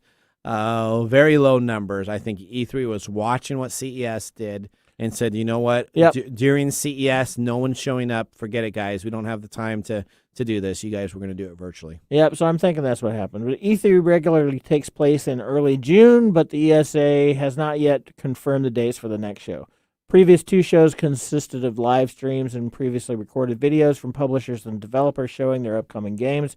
Last year's event showed the debut of Metroid Dread and new footage for the upcoming Elden Ring and The Legend of Zelda Breath of the Wild 2. Let me just tell you, my son just went back out and got The Legend of Zelda Breath of the Wild. He bought a used copy at a premium price so he can play this because he's anticipating the Breath of the Wild 2 game that's Is it cool? So I like the very first Legend of Zelda game, and that was completely different with Link, and it was much more of this that was the Nintendo 2D, Entertainment 2D 8-bit version. Yes, right? I really like that. Those type of adventure games, I like those. But I enjoyed the Ocarina of Time. That was my favorite. Okay. I didn't play any of the ones after the first Legend of Zelda. What was the one with the moon? I don't know. It says like The Link Mask of Majora. Okay, yeah. I played that, and after that, I don't think I played any. So I haven't done anything since that. But one of my favorites was Ocarina of Time. They do make the Zelda games pretty good, though. Nintendo really knows how to make that kind of an engaging experience that's fun and easy. Of course, the first Legend of Zelda is always going to be nostalgically awesome. Yes, it will be. All right. Story number 3. Your Google Home speakers are about to get slightly worse because Sonos sued and won. Now, Sonos used to be these speakers way before you had your Amazon Alexa, right? Mm-hmm. So I just love to do this. Alexa, order a brand new television. So anybody listening to this, buy an Alexa device, just got a brand new television. But no, so Alexa and Google, their home speakers essentially have stolen what Sonos did. It had all room audio that was available to be played so that all of your speakers would sync and have things taken care of. And Google got caught with their hand in the cookie jar here. The company says that they now have to manually adjust the volume for each speaker. You can't have them unified speaker. Each speaker. That's kind of a big deal. That's a pain in the neck. Yeah. So that's kind of a FU. That's right. If you have multiple Google Smart speakers. So we don't want $1 million. We want you to have to manually set all your speakers just so you have. Yeah, a legal ruling. A legal came on back where essentially Sonos won its patent that Google had essentially infringed upon. So their workarounds are that you need to adjust each speaker individually instead of using the group volume controller, and that users will no longer be able to adjust speakers' group volume with their phone's volume rocker. So some of these you actually have to then manually. So you have to manually hit these buttons. You know, we talked about the cool Kohler bathtub filler. Yep. That now becomes more exciting than trying to manually change each of your Google speakers. Well, let me say. So Google says that you will now have a degraded or eliminate a product feature because of Sonos. And it's such a concern for the consumers who have purchased their products. Yeah, they're like, hey, if our stuff sucks, blame it on Sonos. That's right. All right. So that's what I guess. All right. Well, that gets us through our top 3 stories that we have of the day. If you have a great technology question or idea for our segment, you know what? All you got to do is visit us at techtimeradio.com, click on Be a Caller, and submit an idea so we can get it on the show. Up next, we have Protect Yourself Today with our guest, Nick Espinosa, the Chief Security Officer from Security Fanatics. Today's question, we're going to ask him, why are so many towns, cities, and countries being infected with malware that essentially shuts down services for each of these cities and countries? So that's the question. Why are these towns, cities, large conglomerates being shut down that it's essentially causing issues because they get infected with malware? I think I can answer that question. Well, okay. I think so people can make money. Well, that may be bad, but Nick is going to explain us a little bit more on the details of what's going on there and maybe how this can actually be stopped. I'm sure that we have a few other security questions that we'll ask along the break also. So let's go right now to a commercial break, David, and we'll go see you guys right back after this. Hey, Mike. What's up? Hey, with 2022 coming along, guess what? We got some news to announce. What are we going to announce? Well, we are announcing that we are going to be continuing to broaden our show, and we're moving to Kixie 880 AM KIXI. starting January 11th. We are going to be on Tuesdays from 3 to 4 p.m. But don't you fear, because everybody at KKNW will still continue to have our show broadcasting on Saturdays for the 2 hours, and of course our replay options on Thursday morning. Awesome. Hey, Mike. Yeah, what's going on? Do you know the average person can sweat 463 pints per year? Oh, that's gross. But I've totally been there, wiping my sweaty palms on my pants before shaking hands. I can remember standing in front of a group of people about to do a large presentation and looking down and seeing those sweaty pits. Man, that is the worst. Did you know that deodorants do nothing for sweat control? It's like putting a scented candle in your pits. And we just don't sweat under the arms. That's right. We don't. We sweat all over. Yeah, that's what's cool about Carpe. They have not only created a revolutionary underarm antiperspirant, a lotion loaded with sweat control, Carpe also has a full line of sweat care for everywhere. Founded by two guys who had sweaty palms their whole lives, Carpe was created with dermatologists and people actually diagnosed as excessive sweaters. So you know it works. Whether you want to avoid a sweaty brow, underarm stains, smelly feet, below the belt sweat, Carpe has a solution. They sure do. And they have a full no question asked money back guarantee for the first 60 days. Not 30 days, but 60 days. Find their full line at mycarpe.com. That's mycarpe.com, mycarpe.com. And for a limited time, use the code TechTime to save 15% on your first order. From now on, we will only sweat in the gym. Life can get sweaty, but Carpe keeps you dry. Visit them at mycarpe.com.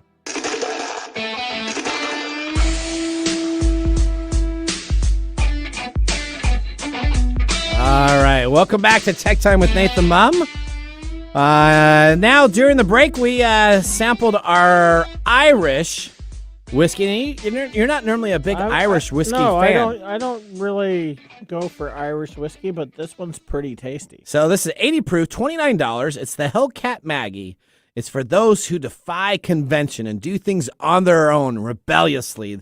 The blended whiskey is made from a grain Irish whiskey from corn and malt Irish whiskey made from malted barley. Its namesake, Hellcat Maggie, was a member of the notorious Dead Rabbits gang that roamed the Five Points area of Manhattan in the 1840s. All right. You know what? This is good. It's very tasty. This is a nice, the Hellcat Maggie is going to be maybe added onto my upper shelves of my whiskey deal. I'm going to have some Irish coffee. All right, here we go. As we get ready to do our next segment, we're going to welcome Nick Espinosa to the show. Let me give you a breaking article that leads off our discussion. New Mexico County hit by suspected ransomware attack. County officials working with security vendor to restore systems. The government building of Bernalillo County, New Mexico, Bernalillo County, New Mexico, were closed after the county's IT systems reportedly suffered a ransomware attack on Wednesday. County officials said all affected systems were taken offline and servers were isolated following the attack. While technical details around the incident remain scarce, officials estimate that the systems were intruded between 5:30 a.m. on Wednesday, according to a statement. County staff is working remotely as systems are restored, officials say, and the county says it's working with third-party vendors to restore its systems to full operational as soon as possible. At this time, staff does not have access to public databases, which complicates the process of assisting residents. Essentially, this is the largest county in New Mexico with nearly 700,000 residents in surrounding cities, including Albuquerque, New Mexico. County officials say law enforcement agencies are still responding to 911 calls, and the sheriff's office and fire rescue units are responding to calls with limited resources. The FBI's Albuquerque division said that it's aware of the incident, and while it could not confirm or deny an investigation was taking place, it was customary to offer assistance on matters related to such crimes. All right, Nick, welcome to the show. Let's talk about this. Hey guys, how's it going? Hey, how are you doing? I'm good. And I haven't seen you in a while, so Mike, congratulations on your recent nuptials. That's awesome. Congratulations. Thank you. Yes, Thank you. It's very exciting. It's very exciting. And Nick, we are going to be broadcasting soon in the Chicago area as an affiliate. So we're going to have to talk about that offline a little bit. We'll have to have you. Yeah. You have to go on into the studio, and you could be there, a live person on the site. Wow, that'd be there we go. That'd be great. You guys got to fly on out. minus the snow in the spring, and we'll all hang out and we'll get on air. It'll be great. All right. Well, with an army of Snowbots, Yes, let me just do it. Okay, so on our previous episode, let me just tell you, Google Snowbot CES, because nothing's better than this device that will clean 12 inches of snow only on paved surfaces only. So I'm sure at your house, probably your backyard is all paved flat. So if you ever have any snow issues, forget dirt, forget grass, anything else, but you could have the Snowbot take care of you. All right, now. All right, let's get back to what we're really supposed to be talking about. All right, I just can't believe that. It's actually a product. All right, so we have county, specifically Albuquerque, New Mexico, completely shut down right now with a cyber ransomware attack. How does this happen, and what is happening? Because when I pull up information across the globe, I am seeing tons of cities, counties, and even small countries that are being infected with malware where it essentially shuts down all of their core systems. Oh, yeah. Yeah, it's a massive problem. And a lot of people have no idea, actually. But according to research, roughly 44% of all global ransomware attacks actually are targeted at municipalities, meaning your local government, your city, your county, all those kinds of things. 53%, just over 53% of attacks in state government are actually targeted towards cities and local schools as well. And so this has been a huge problem. Over 2,300 governments, healthcare facilities, and schools in the U.S. alone were affected by ransomware. And these are the ones that admitted it, for the record, basically through 2021. And obviously, this is a very huge problem. And one of the core reasons why governments, or local governments, I should say, are targeted is pretty much the same reason why the federal government here in the United States is targeted as well, is that a couple of different things. One, none of them are actually spending taxpayer dollars really heavily in cybersecurity. Sure, they need IT to, basically keep the meters running, keep employees paid, all that kind of stuff. But they're not spending on the security side of things, and that ends up being a real huge problem. And so you can look at just a slew of essentially services from these local governments that don't have proper funding. We've had huge problems specifically in water and wastewater here in the United States, where most of them just can't even understand where their assets are, let alone anything else. So we've got these smaller counties, these smaller cities that are getting hit constantly. And we've had some big spectacular cities hit as well. Baltimore was hit a while back. Atlanta was a big spectacular one, and all of that. But just in the last few months alone, I mean, we've seen just a whole slew of cities that have been hit here in the United States, but also worldwide as well. It's just unbelievable. But almost half of all ransomware attacks are targeting them because they're easy targets. So that is something to consider. Can that affect my life? How does that affect my life? As somebody who doesn't know a lot about what's going on, sure. Not technologically, how does that affect my life? Yeah, Mike, think about it this way. You are paying your local government for various services. You might have to pay a water bill, or maybe you're getting parking tickets because you park anywhere the heck you want in Seattle. Like these are things that we do. And imagine not being able to get access to those services, or imagine being in some kind of transaction where, let's say, you're buying a home or transferring a title, or you need a government service to get you, let's say, proof of identification very quickly, and it's all getting knocked out. And in the case of things like wastewater treatment that is oftentimes owned by the county or the municipality, imagine that going down and the pumps going dry. We saw something similar in Oldsmar, Florida, earlier in 2021, where somebody actually broke into Oldsmar, Florida's water system and started introducing lye into the water that would have literally poisoned the population of Oldsmar, which was about 15,000 people. And fortunately, just fortunately, one of the employees almost immediately caught it and said, "That's wrong," and flipped it back. So this absolutely impacts your life. Remember, all your local roads, all your local water, all these kinds of things are administered by the government. And if the government shuts down due to a ransomware attack, essentially all of those things stop. And it's a huge problem. Yeah. Well, if I don't have to pay my parking tickets, that might be a good thing. So what's worse about that? They'll still that's right.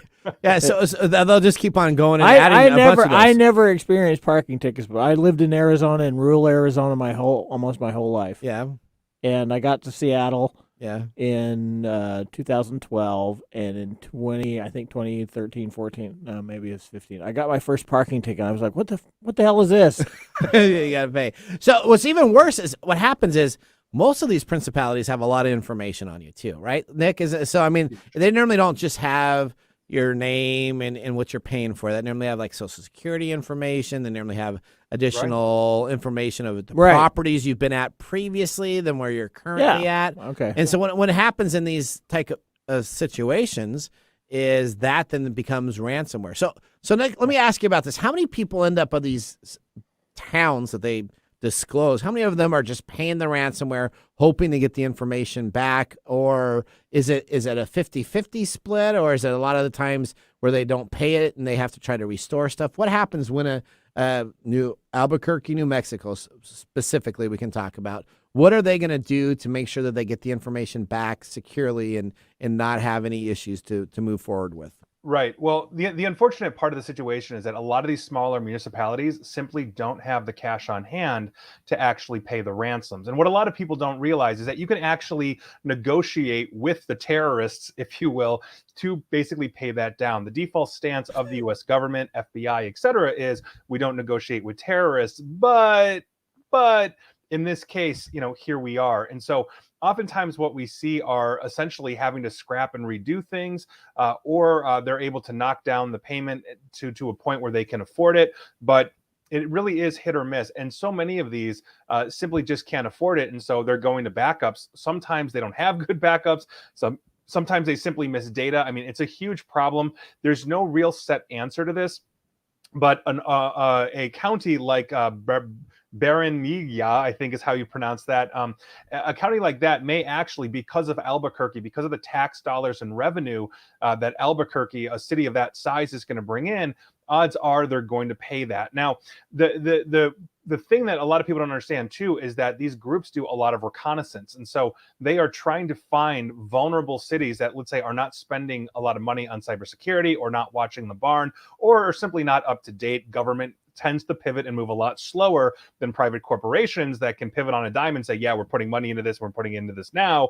They have to go through committees and all of that. And so these attackers will go through a lot of reconnaissance to understand, okay, we can hit this city easily. This city probably, given their size, their revenue, et cetera, probably has X amount of dollars. And so we're going to come up with a ransom that is worth our time. And it's going to be a tough pill to swallow, but it is a pill they will swallow given what we think they have in the bank. And sometimes if they've got enough reconnaissance, they can simply get the statements from the bank on what the municipality has and then custom tailor it to this. We've seen hits like that where we've entered into negotiations with ransomware attackers and we say, oh, we're a small business or a small government or whatever, and we can't pay this. And they will literally send us a copy of the cyber insurance policy that says, well, yes, page 42, section A says that you can pay this much, and that's what we want, which is obviously a really tough place to start a negotiation with. But here we are. That's the other side of this too, is that those counties and municipalities that can afford it actually do have cyber insurance, or oftentimes state governments or federal governments may step in if it's that much of a disaster, meaning a governor could actually declare a state emergency if, let's say, all services were down and there was no hope of getting anything back. I have yet to see a situation on a cyber attack go that far. I mean, it's not a hurricane or a tornado, but I think we're heading in that direction as we see this proliferation of this, but we also see a lack of movement by local governments to actually really start stepping up the game. We've seen a lot of reports lately that they are just not anywhere where they need to be. And so we have a massive amount of government targets scattered all across the United States and also the globe. Huge problem. Well, what really scares me, though, is they said they've engaged a third party to help them. So what that means is they are over their head. So clearly they don't have enough budget to probably have the correct people to understand how to do the backups. So well, that's normal for government, is to hire a third party. But so hopefully your backup, so they probably have a managed service provider or some type of IT service provider that does these backups, and so they're working with a third party to help them. That's what I read from it. Maybe that's just the third party to help them because there's so much restoring, but that's what I got when I read the article. It sounded like they were asking for help from a third party. Probably a good idea because they probably have some expertise, but right. Well, Nathan, to that point, municipalities and governments have certain specific compliances that sometimes businesses don't fall under. And so by virtue of that, they are required for transparency to report things in a way that businesses simply don't have to, or businesses kind of fall under the radar for that. But one of those compliances would be bringing in things like a dedicated forensics team to understand exactly who, what, when, where, why in the situation, so that they can actually deliver a report to the local government to say, yes, this is what happened, this is what we're doing, all these kinds of things. To your point, yes, a lot of the smaller municipalities find it more cost effective to simply outsource their IT and their cybersecurity, if they've even got a cybersecurity side, to third parties, because they don't have to pay benefits, they don't have to pay salaries. They're paying a flat rate or a fixed rate that tends to be a lot more profitable, for the government, in the sense that they don't have to pay out as much as having that dedicated team. And by virtue of that, though, oftentimes there's a disconnect or a slowness in the turnaround, meaning the team may not respond instantly, and that's where a lot of them get into trouble as well. Not to mention the fact that a lot of IT providers don't fully manage on cybersecurity, so as these incidents are coming in live, they're being much more reactive as they're catching it much later. And as we know, a ransomware can spread very fast, almost instantly across an entire network if the network is unsecure. And so there is that balance there. And to your point, you're right, but there's also this requirement that a lot of governments have that simply a corporation doesn't have or can skirt under. That makes sense. One of the interesting pieces here is that the cyber criminals have a better customer service department. They always do. Yeah, we always talked about it. So if a city or county needs help, they should only go to one security expert. And that security expert would be Nick. Here you go. Plug your company right here, because you're the only company that I would go to personally. Yeah. How can they find out more information about what you guys do and your company itself? Yes, and we actually work with municipalities and government all the way up to the federal level and international. So please, if you're a local government, we are here to help, and anybody, obviously. But if you want to find out more about me, please, you can hit me up on Twitter, Nick A ESP. You can find me on LinkedIn at Nick Espinosa. At Facebook, I believe, is Nick Espinosa as well. I'm on YouTube and all that kind of stuff. So please come say hi. Security Fanatics. That's where you go to. Don't go to FireEye. I don't be hacking at me. You just had to do that. I'll just tell you, couldn't resist that. Okay, I watched a CES little tidbit, and they had a FireEye expert on there, and the guy was horrible. He knew nothing on the panel that he was talking about for CES. Yeah, you were waiting for that one. All right, okay. Nick, for that moment. I was. Nick, thank you so much for joining the show. We look forward to having you on our new show on Kixie 880 AM. We'll be reaching out to you, and have yourself a great day. You too. Looking forward to it. Take care, guys. All right, thank you. Bye. All right, well, that ends our segment here. When we come on back, we still have This Week in Technology, and we got some letters that we need to get through also. So we'll see you after the commercial break.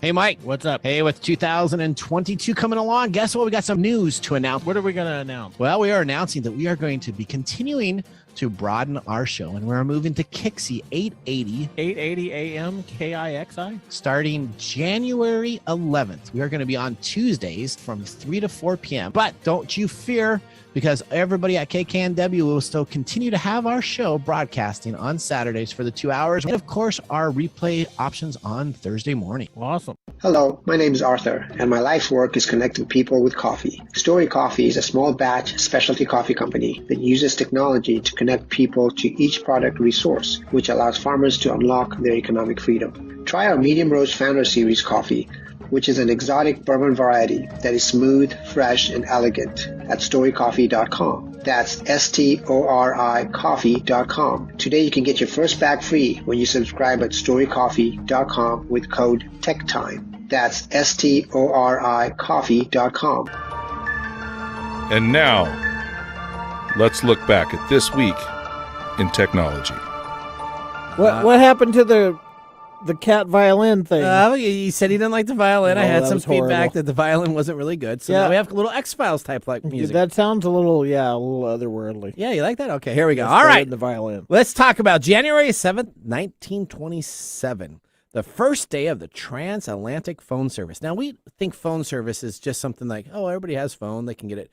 But just think. Yeah, that's our problem. The we don't understand how this stuff comes into being. So the first commercial transatlantic phone service was made available to the public. It used radio signals rather than undersea cables or satellite technology of today. 31 calls were made between New York and London that day, and since then, the communications worldwide have just continued to grow. That's kind of a big deal. If you think about it, now across the oceans, there's 3 pipelines that have been laid down. Yeah. There's one that goes into London. That's the most expensive internet service. That's the most expensive, secure, transatlantic communication line. There's one that goes through Africa that then hits China. And then there's one that's in between. It still goes through Africa. That goes through the north of Africa, which goes into Russia. So whenever anybody has services on the other side of the world and they have IT services, I always ask them, which one of the pipelines are you following for your internet speed? Do you go into London? Do you go into Russia? Or do you go through China? And it's amazing. They say, well, we have no idea. And then you find out, like 90% of them are going through China. And then the other 8% are going through Russia. And then you got like 2% that are paying the premium that actually, by the time you actually talk with them, they know because they're going through the pipelines that are laid on the ocean into London itself. Yeah, it's a long way from Watson. That's right. Well, let me just tell you, a big issue that was taken care of was when they first figured out how to use radio waves, again in 1927. Then they just developed shortwave radio transmitting and be able to have repeaters and additional items that came on up, which is why we can now communicate with the world. And that was This Week in Technology. All right. This Week in Technology. Yeah, we're going to go to a commercial break. When we come on back, we got letters, so we'll see you after the commercial break. All right. Hey, Mike. What's up? Hey, with 2022 coming along, guess what? We got some news to announce. What are we going to announce? Well, we are announcing that we are going to be continuing to broaden our show, and we're moving to Kixie 880 AM KIXI? starting January 11th. We are going to be on Tuesdays from 3 to 4 p.m. But don't you fear, because everybody at KKNW will still continue to have our show broadcasting on Saturdays for the 2 hours, and of course, our replay options on Thursday morning. Awesome. Hey, babe, I hear that you can download a new voice on Siri. No way. Yes, it's true. It's a voice that goes, hey, you big hunk. What do you want to do and where do you want to go? Stop it. Oh, God. Okay, I'm kidding. What has tech ever done for our relationships? We can't talk about that on the radio. If you want to eavesdrop on juicy conversations that no one is having around all things love, sex, and relationships, join us right here, 1 p.m. on KKNW and wherever you get your podcast. We look forward to seeing you in the Love Shack. How to See a Man About a Dog. It combines darkly comic short stories, powerful poems, and pulp fiction prose to create a heartbreaking and hilarious journey readers will not soon forget. Read How to See a Man About a Dog, collected writings, for free with Kindle Unlimited. Ebook available on Kindle, print copies available on Amazon The Bookpository, and more. Letters, we get letters. We get back of letters. Ah, letters, we get letters. And the letters all have songs. All right, up first, I got a letter that was sent to Nathan Mumm at hotmail.com on January 8th, 7:20 a.m. All right, Cpap device recall. I don't have a Cpap machine, but I guess there's a recall. Compensation available for you. Did you experience any illness? Have you used a Cpap machine that did not work correctly? Now, this comes from newsletter at SIL, a bunch of numbers, a bunch of letters, dingo.com. So that sounds legit. Okay. Dingo.com. All right. It says start your free case review today. So I click on the case. It's going to ask me what type of Cpap machine I have. I did it. Clicked on it. It asked me Cpap machine, model number, what insurance company I have. Oh, there's the piece of information that they were looking for. They're looking for my name. They're looking for my social security and my policy number of my insurance. Yeah, this is an insurance scam. It is. I click on OK, and then what they do is they will then send me information in the next 24 hours so that I can continue on my case to make sure that I am fully compensated for my losses. So this is just a shotgun approach, and they hope you have a CPAP even machine. Know what a CPAP machine is. Yep, they hope I have a CPAP machine, and if I do, and I say, "Wow, I got some money here," I will put in my health information, my health plan information, my social security number, There you go. and everything I need so that I can create a profile. Yeah, that's right. They're going to grab your fear. Yep, there you go. You're up Grab next, onto buddy. your fear. All right, this is from Ryan Spencer. Ryan Spencer at btvm.ne.jp. Okay. Sent Friday, January 7th at 12:58 p.m. to Nathan Everett. Nathan Everett. Are you Nathan No, Everett? I'm not Nathan Everett. He got half of it right, though. So I give him, he's shooting at the bullseye. There He you got go. 50%. There Okay. you go. Subject is, you would be great, Nathan. Hi, Nathan. I'm contacting you because I'm employing 3 new people in my system this week. In his system? Yeah. Okay. It may be just a hunch, but I have just a feeling that you would be excellent for it. Oh. This sounds like Amway. I have attached your invite. The password is 2903. Yep. I'm excited to hear back from you, Nathan. Okay. Signed, Ryan. So Ryan was really What happened? Well, you know what? I was so excited to talk with Ryan because he's hiring 3 new people. I know. So I typed in the password, and then it says, you know what? Please type in your username and a password so you can change your password. And so I was like, okay, so this is kind of interesting. So I used, of course, a password that I would never use. And they said, well, you know what? We're having problems with that password. Can you please type in that password again? And then I typed in the password again. It said, okay, thank you for changing your password. We will reach out to you and give you more information about these possible job offerings. And then it sent me a link to monster.com, generic link. So it sends me, really? Yeah. So it just, That's awesome. So monster.com. So essentially the idea was I typed in his special password. It looked like I was on his site. And then I was going to start creating a profile. But to do that, of course, I need to have my own new password that was changed to. And they're hoping to get that password and try it on all the social media aspects that I could possibly use a repeated password for his special site that he wants for my job. And then they could then use that to find other ones. This was a phishing email to see if they could get a password that may or may not be used for your, because humans being what they are. Yeah, we reuse passwords all the time. Yeah, we're not supposed to. Yeah. But I can't remember. This is the problem. Our brains are not set up to remember a string of alphanumeric sequences. Okay. Beyond about maybe if you're good. Yeah. 7 digits. That's why most of those passcodes that come on your phone are like 6, right? It's like right. So 592 four 623. digits. 4 digits, great. I can remember 4 digits pretty much. But when we get up to 7, that's sort of the law of 7. Okay. Right, plus or minus 2, is that when we get past 7, we start not being able to remember it unless you're a memory expert.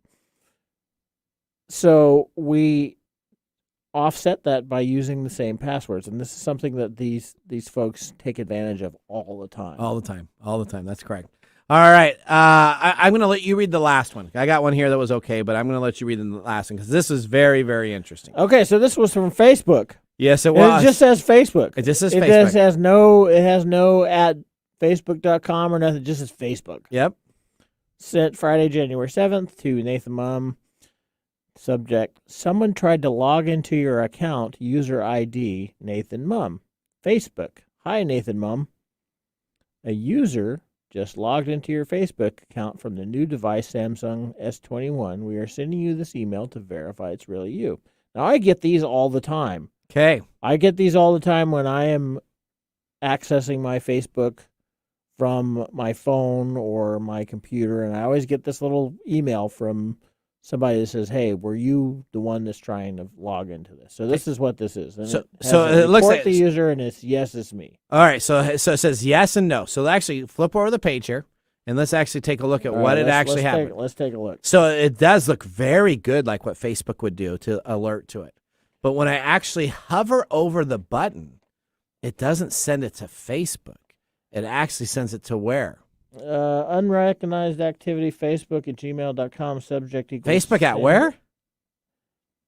Facebook at gmail.com. So you're telling me Facebook has a Gmail account. So Facebook doesn't have their own email account. Shouldn't it be meta.com or wait a minute. Yeah, so they decided that I guess they have now a free Gmail account that they are sending all these to.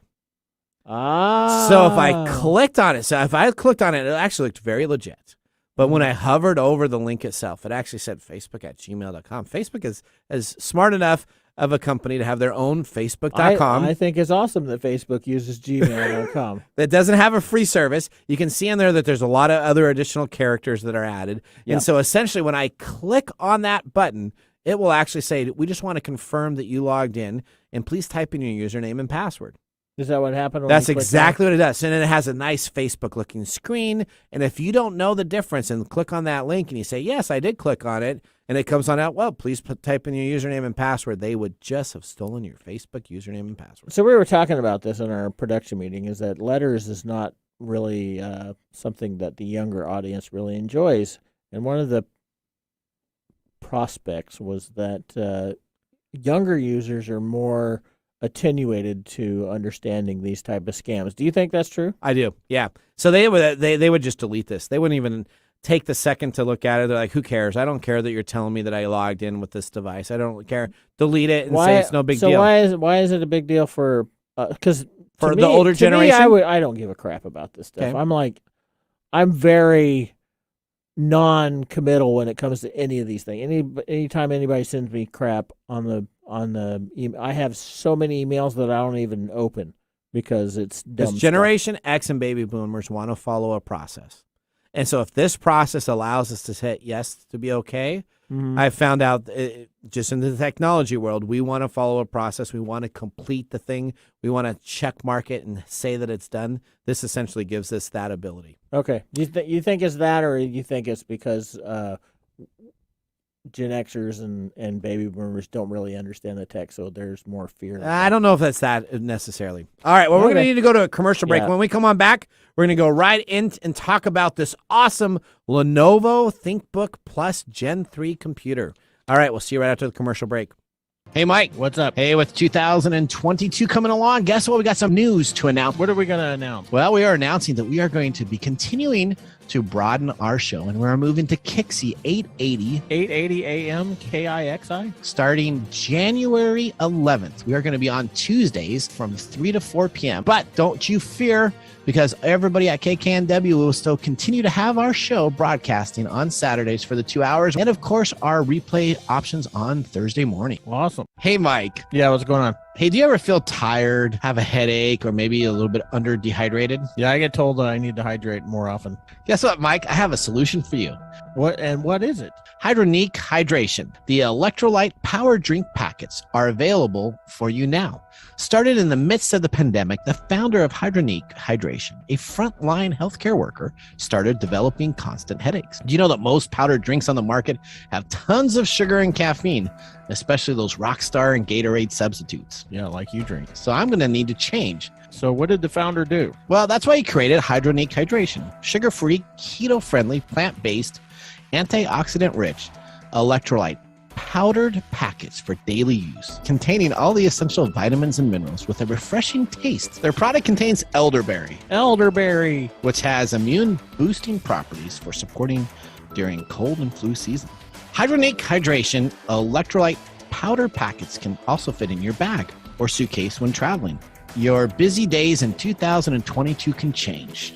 Do you want a sugar-free, keto-friendly vitamin drink that give you hydration boosts?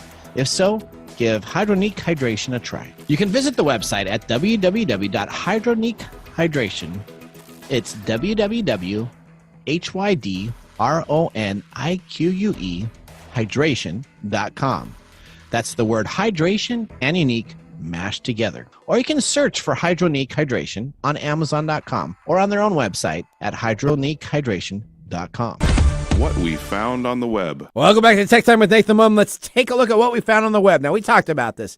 The Lenovo ThinkBook Plus Gen 3 found a weird new place to add a second screen, and I am totally into it. So, yeah, we were talking, why would I care that there's a screen on my keyboard? So let's talk about it. Lenovo ThinkBook Plus Gen 3's fresh take on the dual screen laptop is that it now has it on the right side of your keyboard, and it's essentially a display that is, let's take a look here, 800 by 1280 pixel resolution.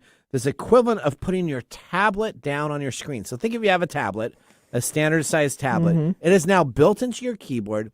It removes the whole idea of that 10 key, right? So if you're an accountant, you're going to hate this because they love that 10 key over on the keyboard, especially this bigger size video gaming type of machine. But this is a 13-inch laptop. It's a 13-inch laptop, but the screen itself, they have the standard size keys. They kind of smish it in there. And essentially, I can drag and drop things into this little screen that I want to have, or there's proprietary apps that have been built. So if I want to do a signature, I can do a signature on it. If I want to look at emails that are coming up, I can look at emails that are coming up.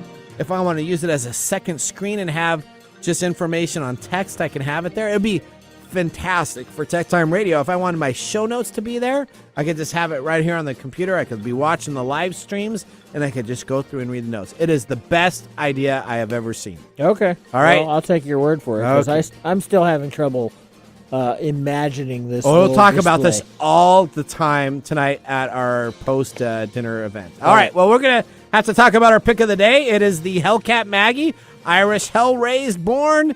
This is the 1840 gangster that used to go around. What do you think? Thumbs up or thumbs down? You know, I'm going to give this a thumbs up. I'm not a big Irish whiskey person, but this is good. This is very good. This is I'm going to really give it a good. very good thumbs up to you. All right. We're getting a single finger. Yeah, well, we're really excited to be joining the team at Kixie, 8:80 a.m. You'll hear us on Tuesdays. Starting this Tuesday. Starting coming this up. Tuesday, you're going to want to come and take a look at it. Remember, the most important thing is that the science of tomorrow starts with the technology of the day. See you next week. Bye-bye. Thanks for joining us on Tech Time Radio. We hope that you had a chance to have that moment today in technology. The fun doesn't stop there. We recommend that you go to techtimeradio.com and join our fan list for the most important aspect of staying connected and winning some really great monthly prizes. We also have a few other ways to stay connected, including subscribing to our podcast on any podcast service, from Apple to Google and everything in between. We're also on YouTube, so check us out on youtube.com/techtimeradio, all one word. We hope you enjoyed the show as much as we did making it for you. From all of us at Tech Time Radio, remember, Mumm's the word. Have a safe and fantastic week. The views expressed on this program are those of the